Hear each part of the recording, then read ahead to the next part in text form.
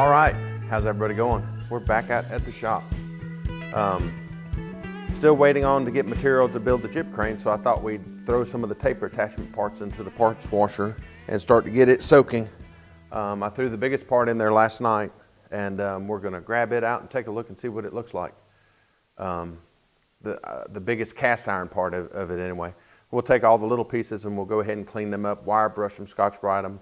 If they get paint, we're gonna paint them. If not, you know, we'll clean up all the machine surfaces. A lot of it can't go together until we get the saddle back onto the lathe. So, and then everything else attaches to that. But we can go ahead and get it ready. I'll probably rub some light machine oil on it and keep it from rusting on the pieces that don't get painted, but we're gonna go ahead and paint the parts that will get painted. So we'll get on that. Last week's video was a wee bit long in my opinion, so we'll try to keep it less than that. I think I'm gonna like that action camera. I think we're gonna use it too. So we'll put in some of those clips as well as we go along. It's just, instead of watching one shot all the time, you just get a different perspective. So we'll do that. Let's go over to the parts washer. All right, we're back at the parts washer. We're gonna dig this thing out of here and see what it looks like. So it's been in here, what, overnight. So let's raise this up. Oh, it looks, the water looks nasty, but oh well. Oh, make sure you put gloves on when you do this too. Here we go. One, it's not light, so 1, 2. Oh yeah, it looks really good. Drain some of that off. Whew. Definitely not light.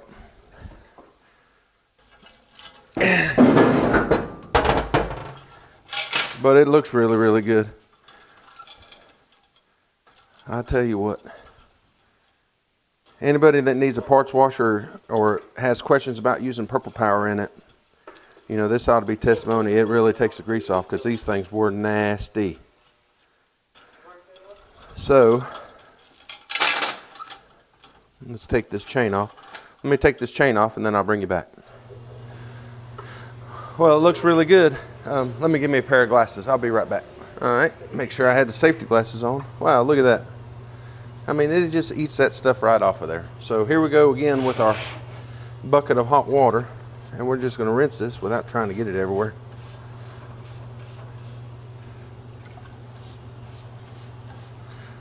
Wow. Yeah, there won't be much cleaning up on this thing. A light brushing is all it's gonna take.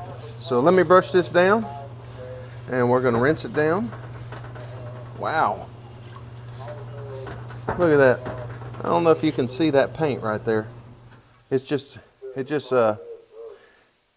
turns liquid and it just disappears. So we're definitely gonna have to hurry up and get that jib crane up. So we can utilize some hot water in here without carrying it in a bucket. It'd be nice to have it on take one of these wands right here and just run hot water through the end of it and be able to rinse it off like that. So that's was our plans. So as soon as we get the jib crane up, I can get a hot water heater mounted on this wall. Of course, I seen one, I forget whose shop it was in. I think Aeronox or one of them guys I follow on Instagram showed a picture of his bathroom, and it had one mounted up the sink, and man, that thing wasn't much bigger than a tissue box. So maybe I'm overthinking how much room I'm gonna need, but wow, look at that. I mean, these corners were packed so tight with grease, and it just coming right out. It's unreal. Unreal. Thoroughly impressed again. I know you get tired of me saying that, but my gosh. So let's clean this up and then we'll be back. No need to bore you with me scrubbing on a piece of cast iron. All right, well, I got it out of the parts washer, and I think what I'm gonna do is tape off all these machined areas, and we're gonna sandblast it. I believe I can get it in the sandblaster. I mean, it weighs a pretty good amount, but I'm gonna get it in there, I believe. the reason I'm doing it, there's just a little bit, you know, paint and junk in the corners. And since we got it this far, we might as well knock it out. So I got my trusty old blue painter's tape, and any of these machined areas, I just want to protect it. So we're going to go ahead and tape it all off. And this is more or less, you know, so the grit doesn't do any damage, which I don't think it will, but you know, I don't want to try it out on a good part. One of these days I might machine something, throw it in there and just give a look at it, but not today. So we're going to tape up all the machine surfaces. Usually the grit will just bounce right off this stuff, so it doesn't like soft material. You know, that's the reason, you know, it bounces off your gloves. So we'll do this, and then we'll scribe out all this. I said I would. Might should have thought this through a little better. Nah, crap.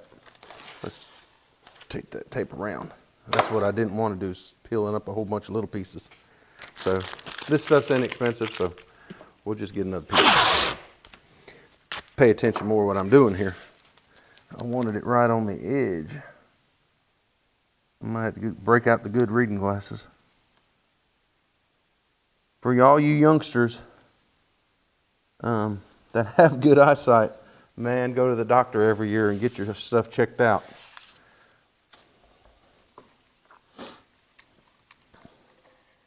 There we go, that's what I wanted. Like that.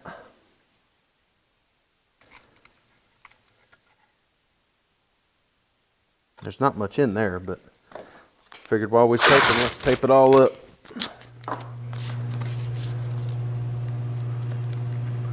That must be the side where the gib, well, that goes on this side. That must be the one that bolts down. So,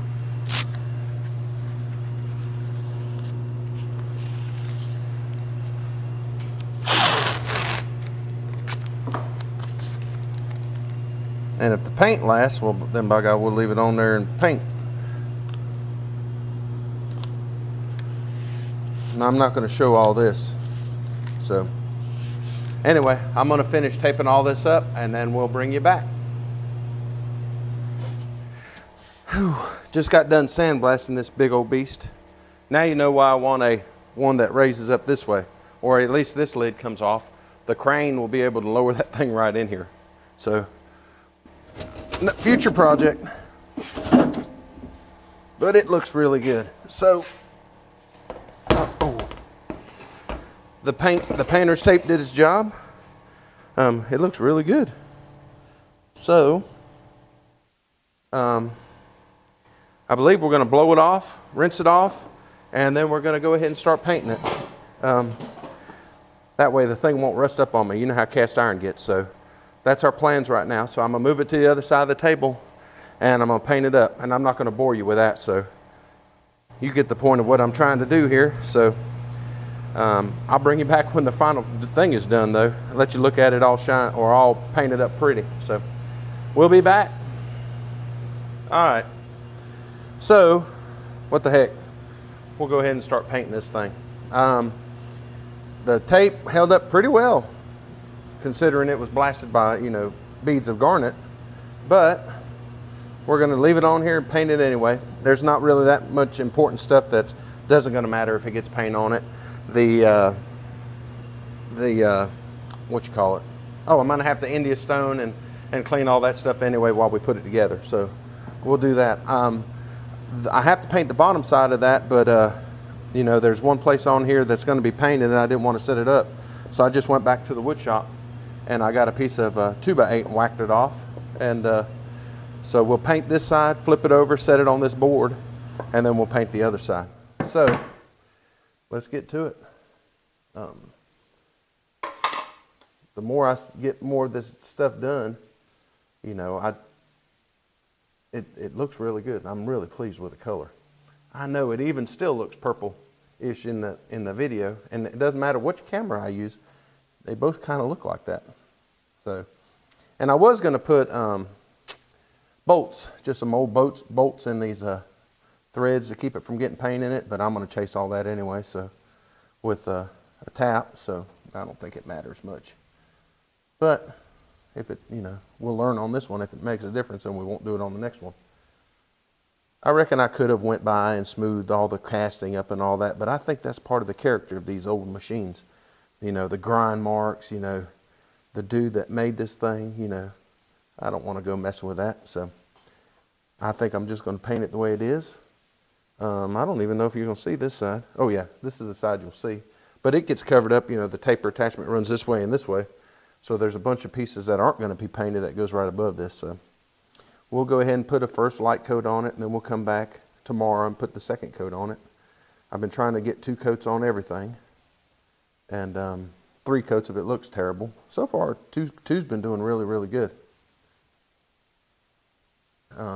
I think this afternoon I got to go film a little bit for our company.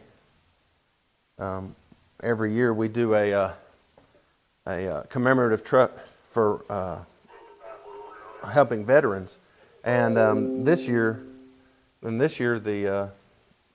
we have 4 of them, or 3 right now, and we're pretty certain that we're going to get another one. And we're going to do a build video and send it to the customer.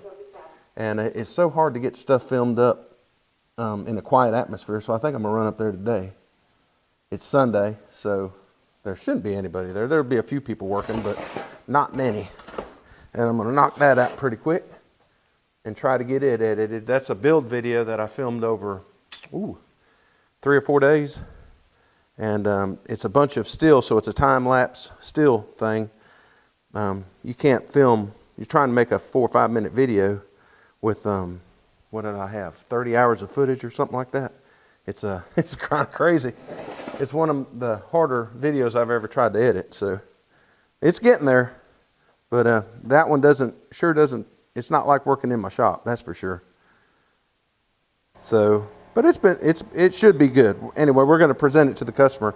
If you're not familiar with it, I work for Daimler Trucks here in Cleveland, North Carolina, and we have a program called the Ride of Pride program, and we choose a customer every year to receive graphics put on one of their trucks that they order that come through our line. And this year we have 3 customers. We have Chief Express, who's here, headquartered here in Seagrove, North Carolina, and then we have Cargo Transporters, who's headquarters up in near Hickory, North Carolina. And then the third one is Werner Trucking, and I'm not exactly sure where they're headquartered out of. But they're each themed, and we try to,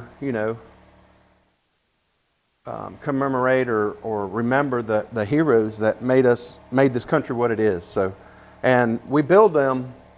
We try to get them done late March, early April, so that we can take it out to events in our public area. Like yesterday, they were up in Virginia at the Freedom Rock Fest, at a place where the lady, she uses horses to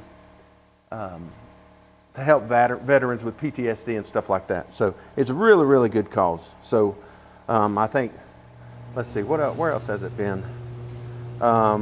The remains of a soldier, an airman that was shot down over Laos during the Vietnam War. His remains were brought back to North Carolina this week, and 2 of the trucks were there in that processional, honoring his life, his sacrifice, what he did for the country. But anyway, I'm going to go try and film one of those build videos. At least the beginning of it. I got, like I said, I've got all the footage from the build actually done. Just got to edit it all together. I've got it down to 7 minutes, but I really like to get that sucker down to about 4. But I don't want to leave out any good parts, and so far they've been some pretty good parts. So I need to do that. So, and if there's something y'all want to know or anything like that. Oh, what I was going to say, you can follow along if you're a veteran and want to follow along. We have a Ride of Pride Facebook page if you just like us at Ride of Pride. We post, where it's been at. If you're from North Carolina, It'll be at the races at the, or they will be. I shouldn't say, keep on saying it, but there's 3 of them this year, maybe 4. So they'll be at the racetrack during not Memorial Day weekend, what is it, Speed Weeks.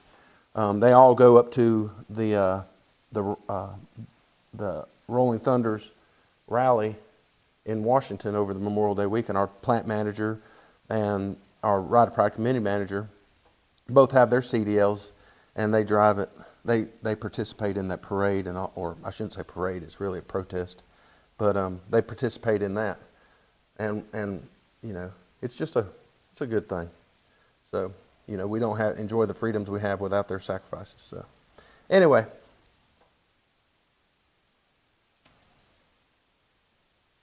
Let's see here. This thing is looking good. I don't know why I'm so careful around that tape. That's the reason you put tape on, so you can paint like crazy. I'm just taking my sweet time. But it looks good. I hope this little GoPro camera's catching this. If not, you'll be a bunch of me looking at the side of my head. Let me take a look right quick. Oh no, it's recording.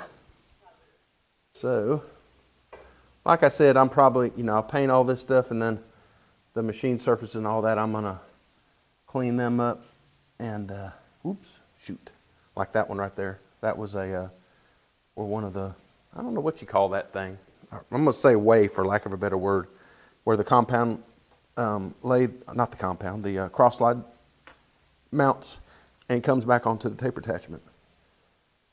So I'm going to have to get Kenny to either take some pictures or draw me up one or something of his taper attachment, the way it attaches to the ways. The bracket, mine doesn't have a bracket. Pretty sure I can fabricate the screw that attaches to it, but I don't have that bracket. I've got, you know, some paperwork on the lathe, but I don't know if it's got a detailed enough drawing. Of course, I could probably wing it. It doesn't have to be exact, just as long as it clamps to the table. I mean, to the ways to keep this thing from sliding. So, but I need that for sure. But I want to get the taper attachment running. Everything else is here, and you know, the lathe looks like it's in such good shape. You know, I want it working. And I seen where, who was it? Was it Stan? Gosh, what is his name? Shade On? I can't remember. The one who does the Bar Z Bash. Can't remember his last name now for the life of me. He built the taper attachment for his lathe over this last week, and it's pretty cool. Got a lathe taper attachment, and he's got a DRO that he just installed. So these are all things, you know, as us machinists want to see, you know, especially if I can't find any daggone inch or imperial dial gauges for this thing. I'm definitely going to have to put a DRO on it, because right now it's got just radius metric. So exactly what I don't want. I don't want to convert to English or American or standard, I should say. And I don't want it to be on the radius either. I want it to be on the diameter. So we need to do that.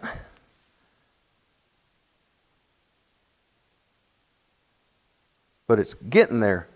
We're getting closer and closer every day, or every weekend, I should say. Our work has gotten pretty busy over the last couple months, and we're starting our partial second shift up. So I'll be going back to second shift, back to my old job in the quality lab.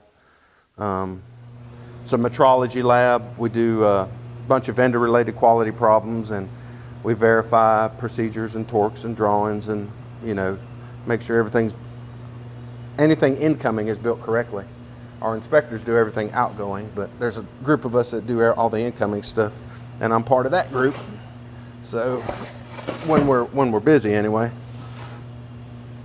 when we slow down and you know the production is in, how should I say it, other facilities, you know, we're just regular assembly people then. So seniority rules in a union shop.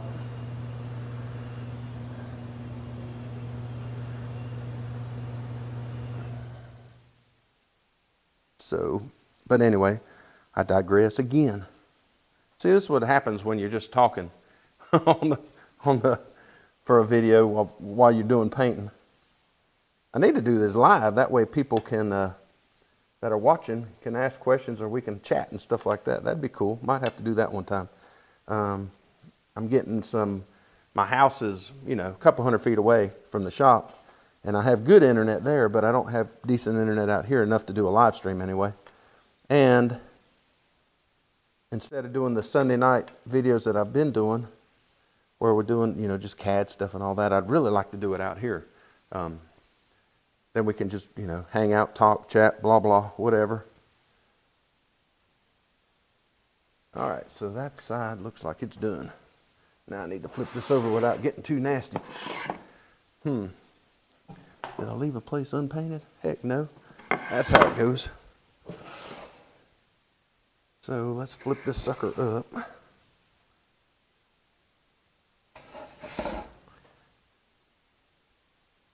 Get my fingers under here without getting smashed. There we go. Put this right there. And flip her on over. Ooh, get off the paint. There we go. I'm going to get it on me anyway, so might as well. Come on. Didn't think this through.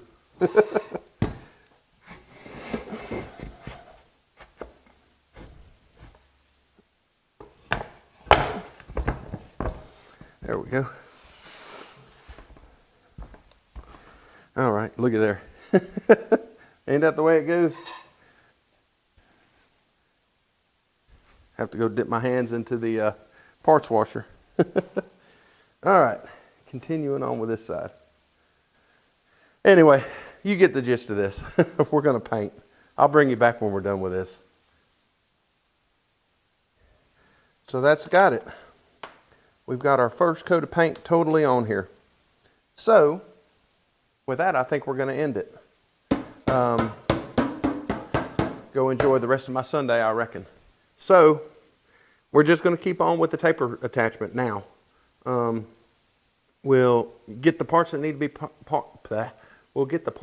be painted, and we'll get the parts that need to be just buffed up and cleaned. And then we'll lay all that out on the back table in the back, ready for assembly. That way when we get the saddle, as soon as the saddle gets into the parts washer and can be cleaned, that sucker's going on next, because there's a lot of things that can happen after that. Then the apron can go in there.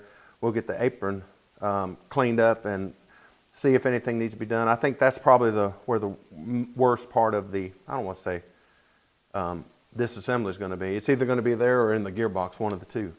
So the gearbox looks really, really good, other than dirty. So we'll get that part in there, get it all cleaned up, disassemble it maybe, you know, to see if we see anything that's worn or not. I haven't found anything worn, so it just looks really good. So anyway, enough rambling on. I said I was going to keep this video short, so we're going to try and keep it short. So I reckon that's it. Till next time, have a good weekend. See ya.